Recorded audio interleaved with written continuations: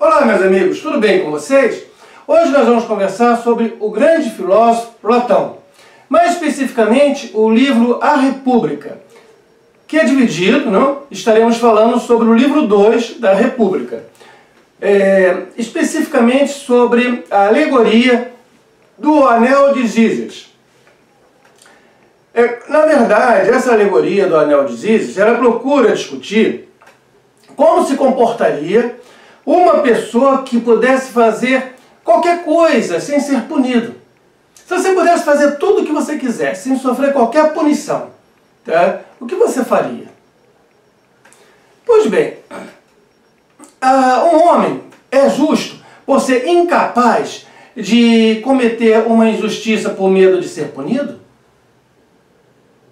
Ou, ele é justo por amar a justiça e entender se este o procedimento correto. Notou a diferença? É uma questão, vamos pensar nessa questão. Independente de qualquer punição e recompensa, é isso que faz com que você se comporte desta ou daquela outra forma?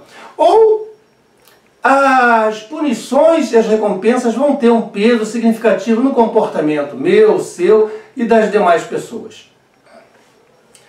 Então, essa alegoria, ela conta a história de um pastor de ovelhas. Esse pastor estava a serviço do rei da Lídia, uma cidade da antiguidade. E o nome desse pastor era Gízias. Daí ser a alegoria de Gízias. Certa vez ele estava pastoreando suas ovelhas sozinho, no campo, e veio uma grande tempestade, mas uma tempestade imensa, seguida por um terremoto. E esse terremoto abriu o chão, fez um buraco e apareceu uma caverna ali onde o terremoto abriu o chão. Ele, curioso, chegou perto, olhou o que tem ali dentro, e aí ele viu maravilhas, coisas maravilhosas dentro dessa caverna, e adentrou.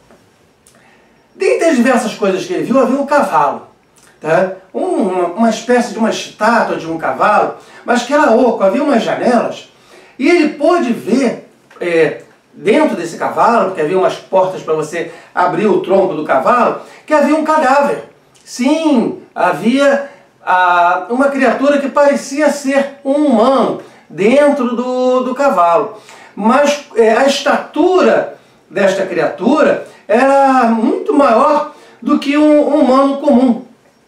E este cadáver, ele que estava dentro do corpo do cavalo, portava um anel de ouro em uma de suas mãos. Ora, Gízias não pensou duas vezes. Pegou o anel e saiu dali e não contou para ninguém o que viu ou o que aconteceu.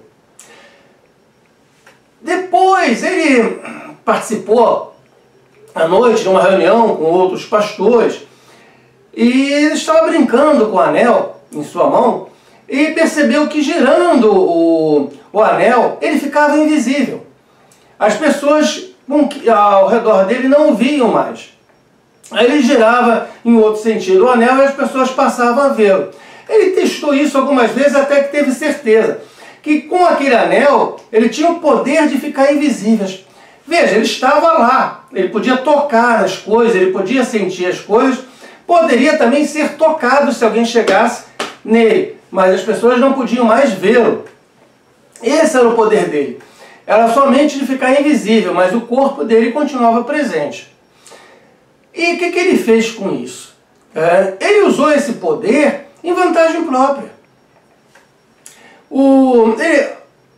Após uma reunião do conselho dos pastores, havia a necessidade de reunir um grupo de pastores para ir até o rei da Lídia. Era uma coisa de rotina, eles iam prestar contas. E o Gízias foi voluntário: não, eu quero ir sim, vou com um grupo até o rei.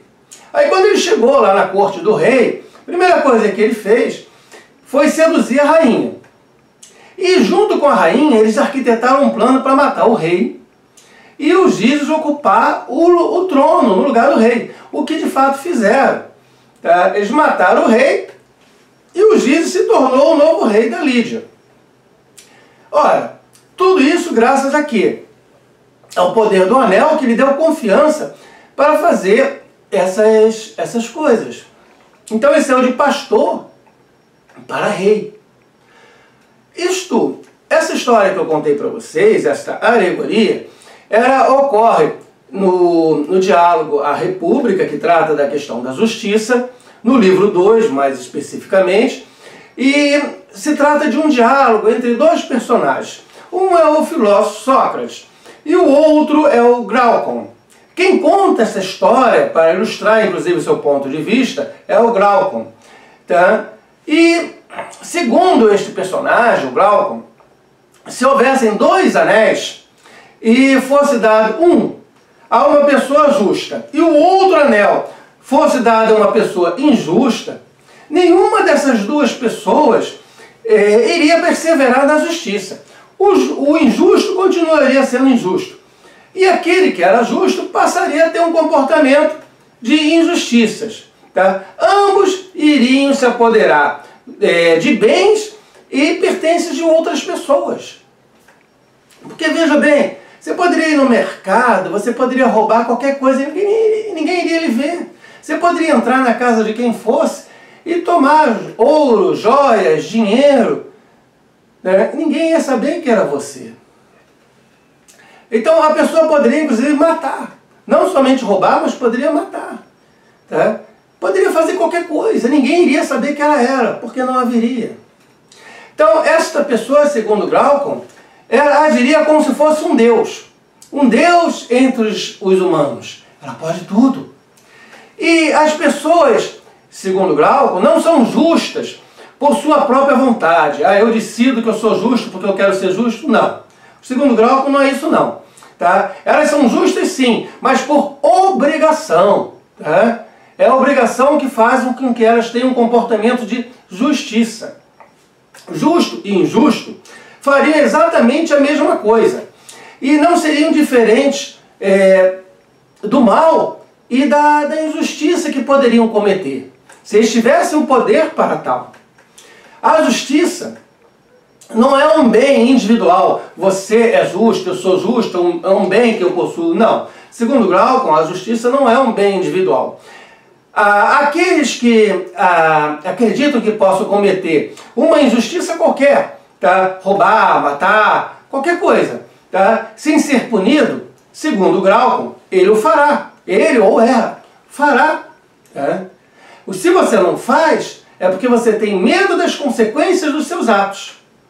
Se você não, passando para os dias de hoje, se você não avança o sinal vermelho com seu carro ou moto, você tem medo que a câmera lá te fotografe e você seja multado. Se não tiver a câmera nem um guarda na esquina, você avança o sinal. A ideia é essa.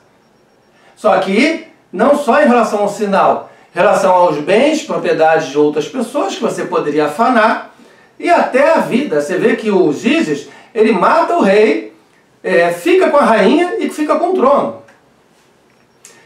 E pior ainda, o Glaucon há de dizer que os humanos, nós todos, tá? Na opinião do Glaucon, nós todos acreditamos ser a injustiça mais proveitosa que a justiça. É a opinião dele, você dá a sua aí. No particular, segundo Glaucon, não em público, jamais em público, tá? Mas por quê? As pessoas têm medo. A questão basicamente é essa, as pessoas têm medo. No particular, você não teria medo, porque ninguém está vendo o que você está fazendo. Mas em público, tá? Você teria medo. Então, no particular, as pessoas em geral aprovariam o comportamento de quem? Tá? De posse de um poder, como esse dos Gizes, de ficar invisível, dele fizesse uso para proveito próprio. As pessoas bateriam palmas. Não, ele fez e tinha de fazer mesmo. Ou ela fez, teria de fazer mesmo. Então, no particular, as pessoas aprovariam esse comportamento. E em público, não. Por quê? Por medo de sofrer também uma injustiça.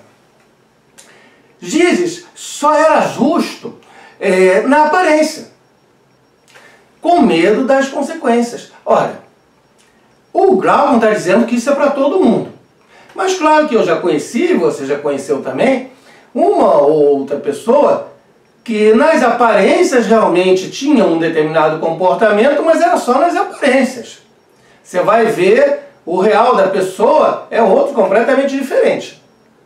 Mas o Glauco está afirmando que as pessoas são normalmente injustas. E elas têm um comportamento justo, pensando nas recompensas que irão receber e nas punições que elas têm medo de receber.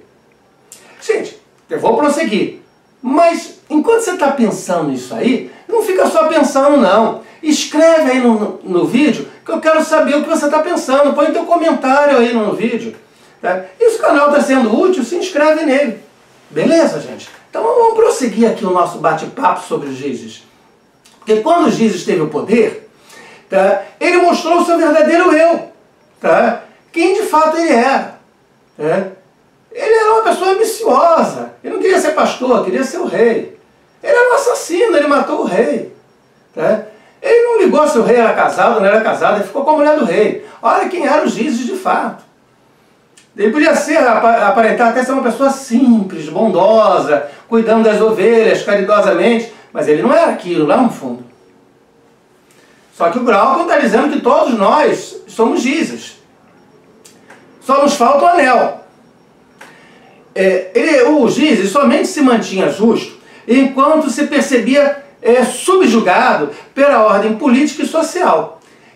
Baseado nisso, então o Estado ele tem que ser severo, tem que ter uma ordem política e social rigorosa para que as pessoas se comportem, senão vamos ter o caos. Gente, essa história do anel, de ficar invisível, claro, eu estou falando uma coisa que está no livro A República, livro 2 da República, lá no 4º século a.C., Platão escrevendo sobre isso, tentando definir o que é a justiça. Mas vocês devem ter visto uma coisa bem mais recente no cinema, ou devem ter lido. Estou me referindo a um autor inglês bem conhecido, o J.R.R. Tolkien. Lembra? A Sociedade do Anel? Então, se você pegar o livro, O Hobbit, ou o filme, tá? Aliás, fizeram 3 filmes, O Hobbit, onde o Bilbo Bolseiro, ele encontra o quê? Um anel lá numa caverna, que ao colocar o anel ele fica invisível. Ele tem esse poder da invisibilidade.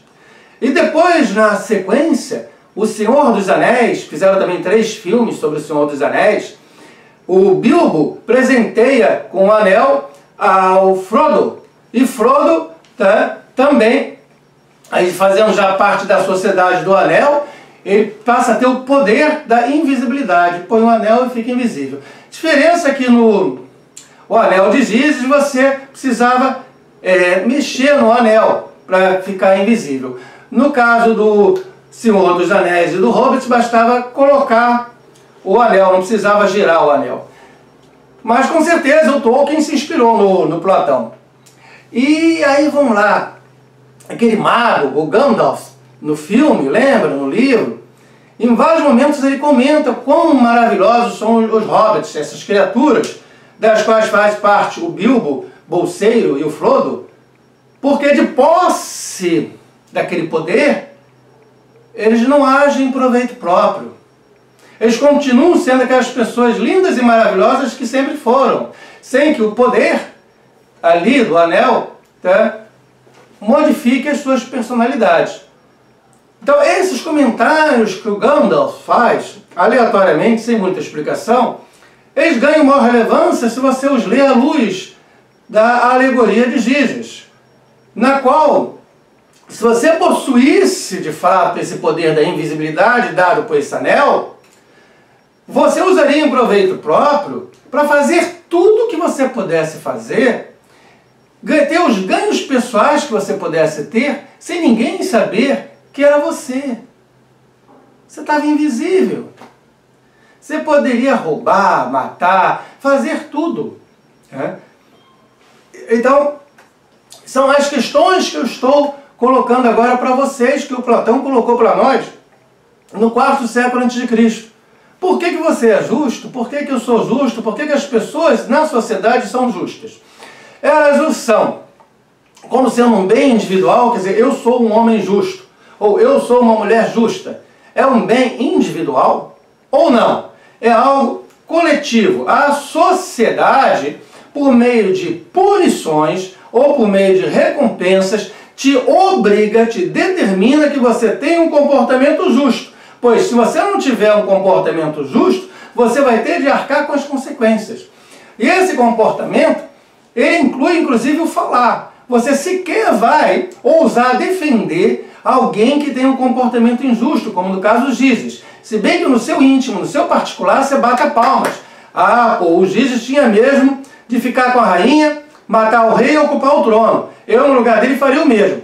Você pode, no seu particular, bater palmas, mas em público você vai dizer, pô, mas esse cara não podia fazer isso não, tá? Ele foi muito injusto, está errado. Em público, você vai falar essas coisas, em público você não vai aprovar, mas com medo de quê? De sofrer injustiças. Ou seja, de ser punido, de ser penalizado. Então, eu quero tua opinião, tá? Isso é muito importante. Deixe sua opinião aí sobre essa questão. Valeu, gente? Olha, muito obrigado mesmo pela presença até aqui e até mais.